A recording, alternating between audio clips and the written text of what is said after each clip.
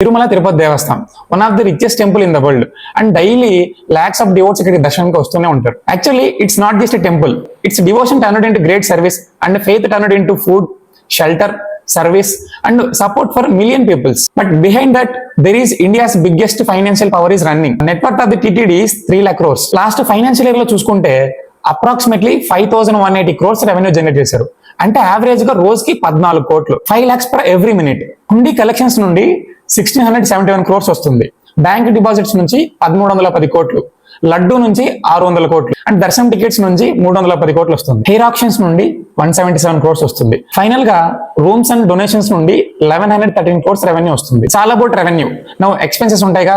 టీటీడీలో ఆల్మోస్ట్ 16,000 మంది పైగా ఎంప్లాయీస్ ఉన్నారు.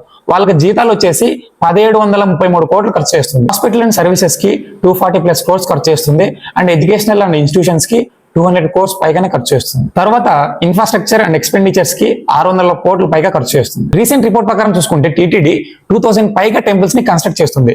అంతేకాకుండా 30+ స్కూల్స్ అండ్ కాలేజెస్ ని ఆపరేట్ చేస్తుంది. Every step towards Tirumala is more than A journey with faith and devotion.